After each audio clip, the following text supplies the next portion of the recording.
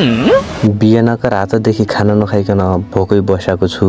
यो जुँगरा लगाउने सायद कोही बेला रहेछ, आफूसँग केही थाहा पनि भएन। कति बज्यो घडी हेर्न जान्दैन आफू, बुढिया मान्छे आँखा देख्दैन।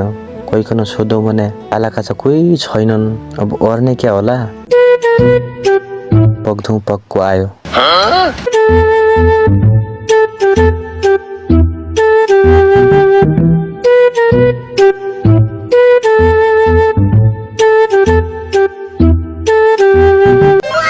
आइके नाति आया त बाजे नाब्जा ढिला भएको नरिसाइ आउ क्या। तमरे बुवाले कति सोडिआकी छ, तमले राखेकै छौ। ओ नाति त्यही रानीका कुरा नगर्थे कोन्दरी चाहिँ मैले थाहा पाइरहेको छु। पहिला जुँगरा लगाउँ पछि कुरा गरौँला।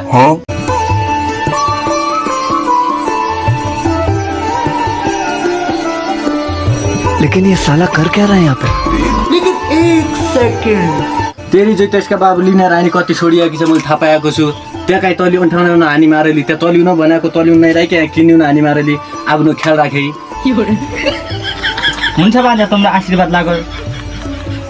ल त बाजे, अब एक पाकेट फुर्ती चाहिँ यहीमा चित्त बुझाओ। अर्को साथ ल्याइदिउँ ल, तँलाई कहाँ चर्काउने अहिले पुगेन भने।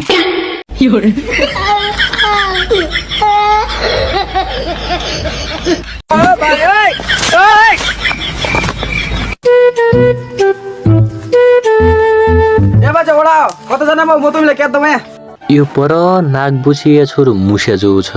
आजसम्म कहाँ गया थियो राणा छोरो, आज देखाला पढ्यो त। ढौँ अरू केही नल्याए पनि एक पाकेट छुर्ती त ल्याए होला। आबा त कोहीको छोरो मैले चिनेन त।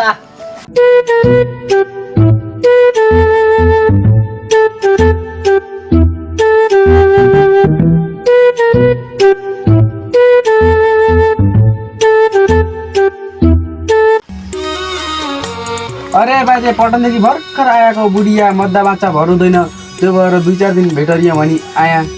केही नै खाली याद आएको ल्यायो नभने बाजे। ओ मुसा म कन बढी क्या दिने भाइ तैँसित ज्या छ त्यही त त्यसलाई।